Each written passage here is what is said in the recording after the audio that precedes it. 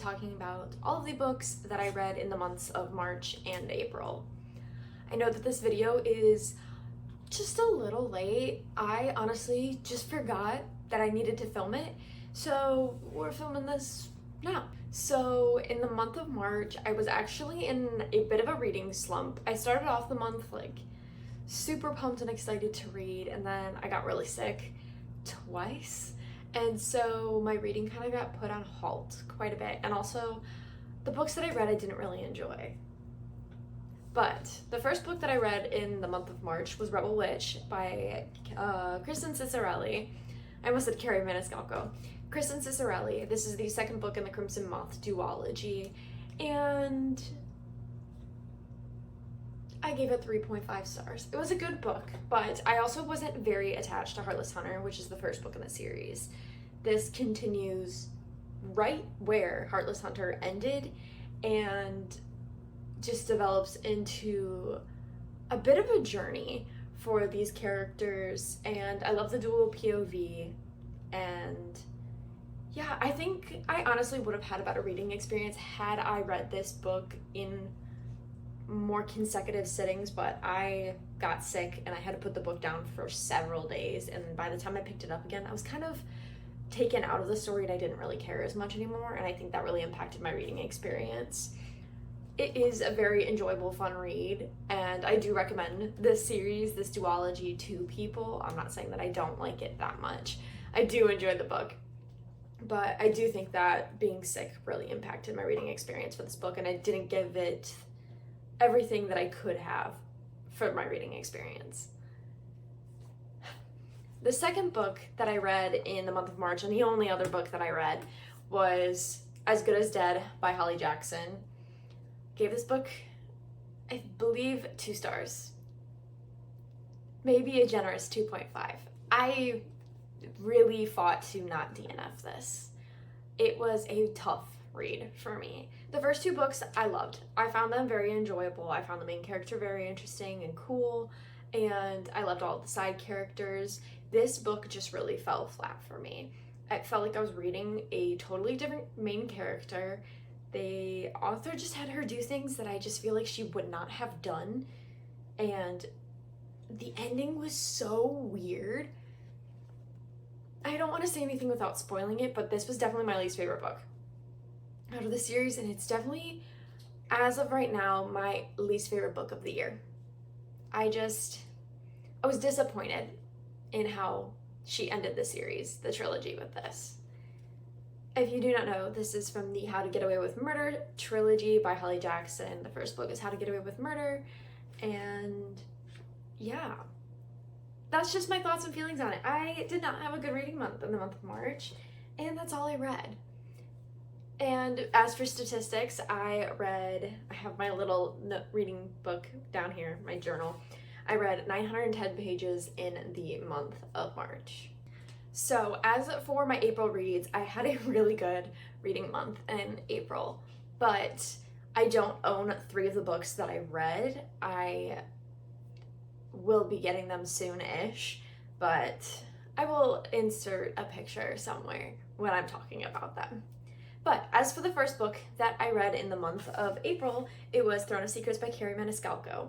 You guys, if you have watched literally any of my videos, you know how I feel about this series and the spin-off series. This is the spin-off series, but also the original Kingdom of the Wicked trilogy. I love the books.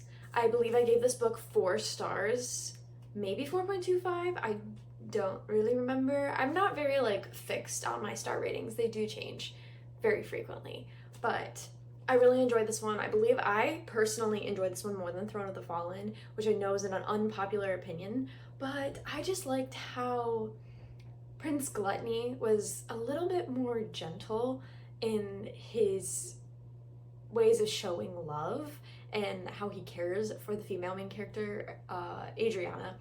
And I don't know, I liked his character a lot. I had no expectations going into it of how the story was gonna go, but the plot was very interesting, and them being rivals to lovers was really cute, and her journalism aspect was really good, and it was very much like a Cinderella story.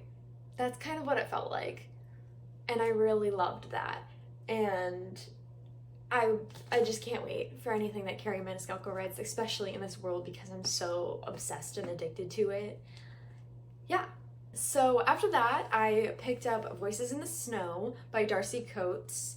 I recently purchased this book because of Heather McLary. She is another booktuber, and I love her recommendations. And she read, I believe, Dead of Winter by this author, and said that she wanted to read this one and explain the premise of this book.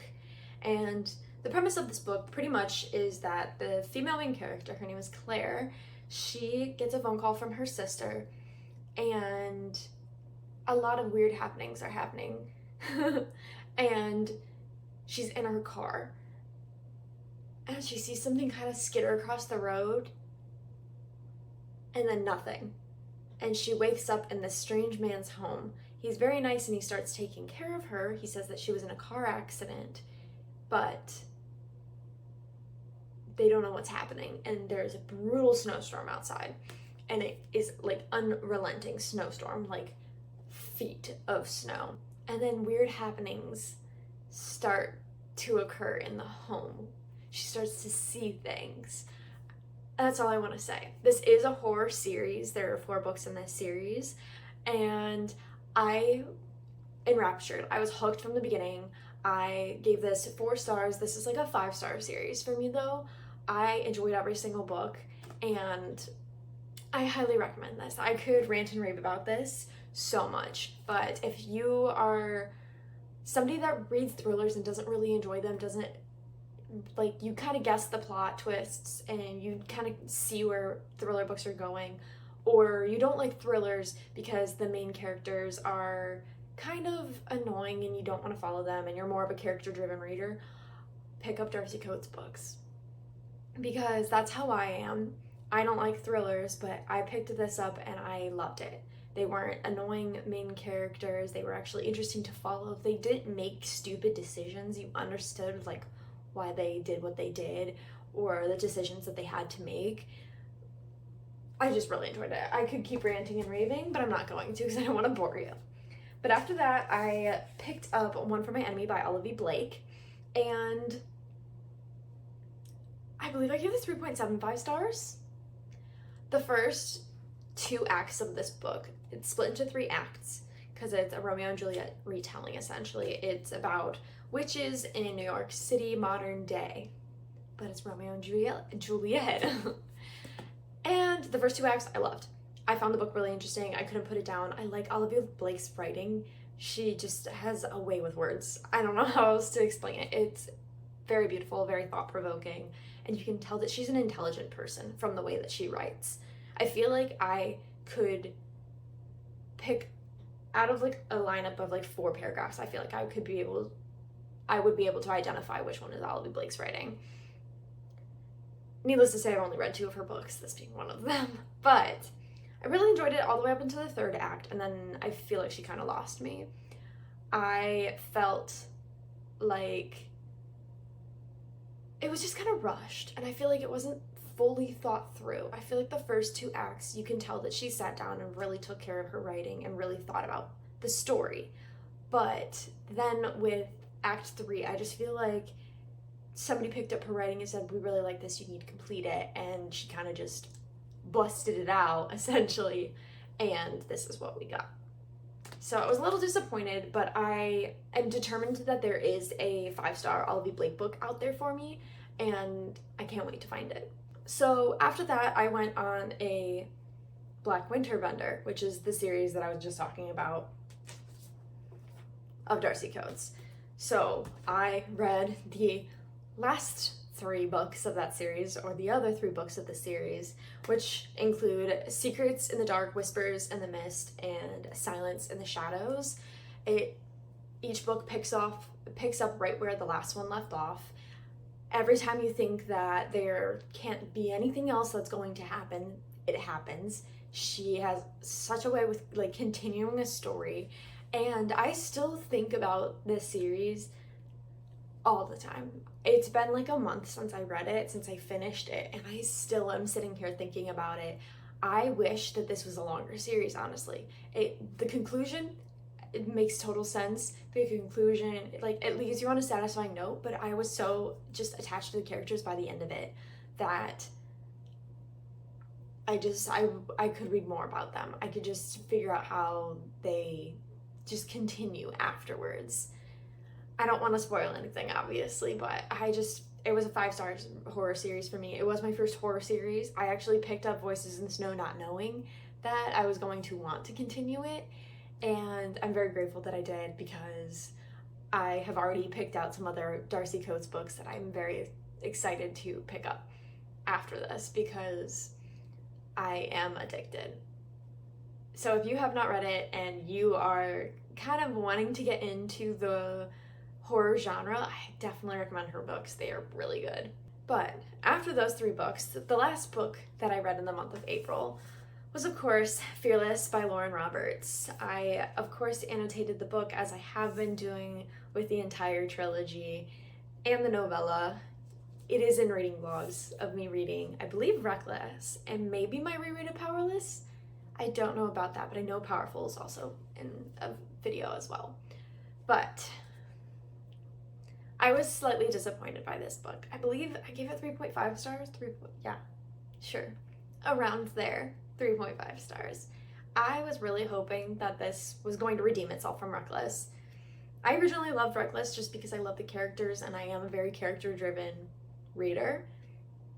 But upon further review and for the continuation of the plot, Reckless it was a middle book that fell flat.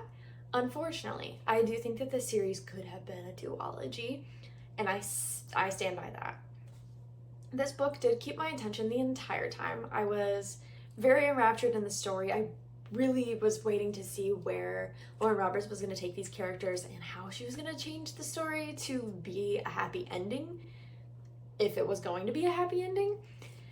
But I feel like she was really focused on painting Kai as like a poet, essentially, and just professing his love in every way that he could.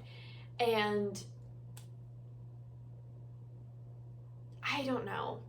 I feel like she was too focused on that she didn't really like highlight important parts of the story. And the character development, so she did one main character, she did a character really dirty.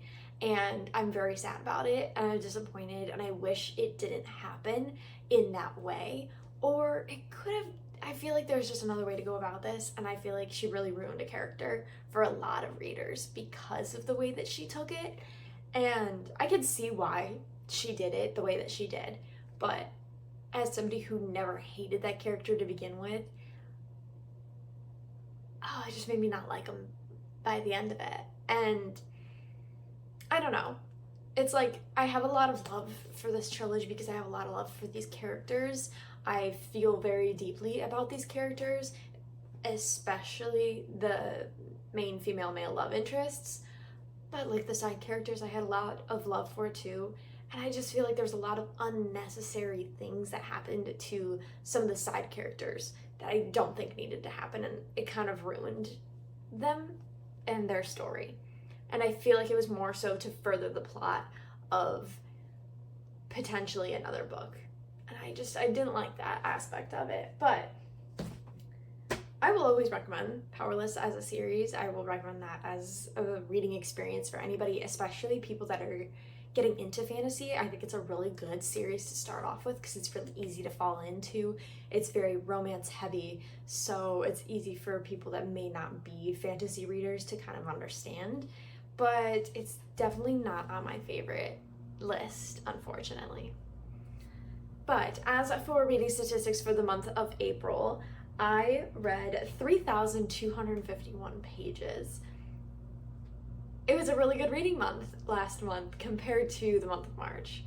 But that is all of the books that I read in March and April of 2025. I really hope you guys enjoyed this video, and if you have read any of these books and you want to discuss them in the comments below, I love listening to theories or just like how you felt about a book. I'm very passionate about like reviews and things. If you follow me on my Goodreads, you will see all my reviews and all those things. Yeah, I hope you guys enjoyed the video, and I will see you guys very soon in another one.